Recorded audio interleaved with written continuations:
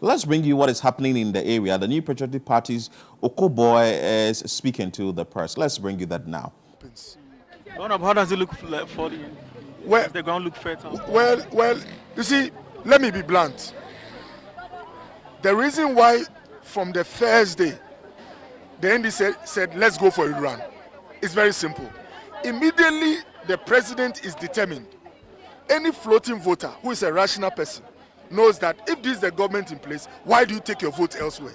And that is why immediately Dr. Bamiyan considered these things, violence and chaos started. And so that advantage, which is their basis for calling for a rerun, is there. But whether it's going to inure to their benefit, we will know after 5 p.m. But I mean, this place is a constituency that largely is favorable to us. And we look to see whether that favorability is what will determine the outcome, or it is the incumbency that they have that will determine the outcome. Ghanaian voters, year by year, are becoming very, very smart, very, how do you call it, independent and discerning. So it is increasingly becoming difficult for you to say that this is for us or that place is not for us. I think by 5 p.m. we'll know what happened. So until the results are declared, and the MPP cannot be too complacent about the outcome of this. I mean, how can you be complacent? There's absolutely no way. There were a lot of things that happened the 8 years before we came into power. Before we lost power. A lot of promises were made in the last election, and it's been only 6-7 months. Some voters are seeing through some of the promises that they were not real. We were told that within 1 week we can stop Galamsey, that the Akufo-Addo was sleeping. He's the commander-in-chief. All soldiers are under him. Today, what is happening? They are creating new highways in the forest. So it's a short time, but voters are seeing that, look, there are more things you have to look out for. It's not just the promises of politicians. So I am observing. In fact, I am in a difficult situation because, you know, my party has a stand.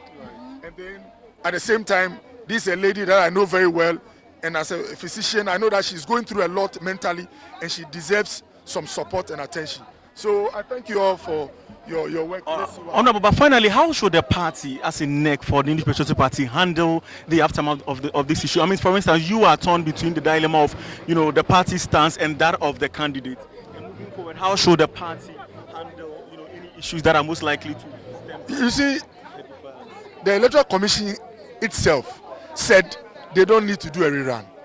The Electoral Commission, and we said we maintain that there shouldn't be a rerun.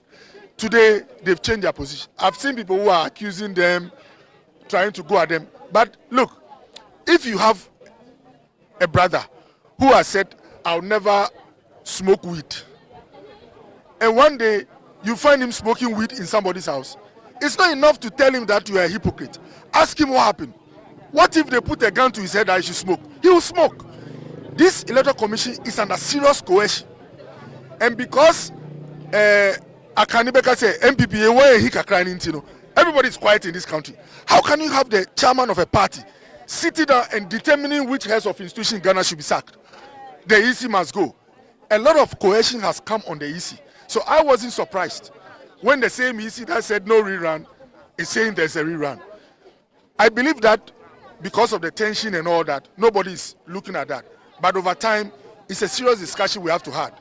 The independence of institutions. If we are not careful, if someone changes heads of independent institutions, anytime there's a change in power and others start to change the heads, it will become difficult for us to accuse them of wrongdoing. So, I mean, as we speak now, EC has flip-flopped. Our party wants to maintain a position. We don't want to be seen to be saying that, oh, we are not for Rerun, but now we are going to Ablekuma. And that's why they said so. But again, I've explained to you why a widow who for the past 6 months has been abused, has been tortured. She told you recently that 30 policemen had to escort her out of the collation center. Let's see what God does. If the NDC wins, it's no news. If the MPP wins, it's still no news. Because Parliament has largely been determined. That's what happened. Honorable, finally, you mentioned coercion. What could have been the easiest reason to have yielded to this coercion if there was any form of coercion in the first place? But we are human beings. Human beings break down. We are not machines. I'm a doctor. Even the strongest of persons, if you put him through some very, look, if they put you in a room, deny you of sleep for 48 hours, and ask you to confess to something, 72 hours, put you through a lot of stress, you are a human being. At a point, you will give in. And so if you see the easy giving in, they were in parliament. MPs insulted them. I don't want to mention one senior MP who said you are a disgrace. They are human beings. I see them more or less yielding. But the most important thing is that we all want Ghana to do well. So after this election, we shouldn't go to sleep. Let's start to ask ourselves questions. How can we have a strong, independent electoral commission? Look at the police. Look at the kind of chaos that has happened in this country. Have you seen one person arrested for breaking into electoral commission offices and setting it ablaze? Their inaction is because of how Ghana has been arranged. The boss of the police is appointed by a politician.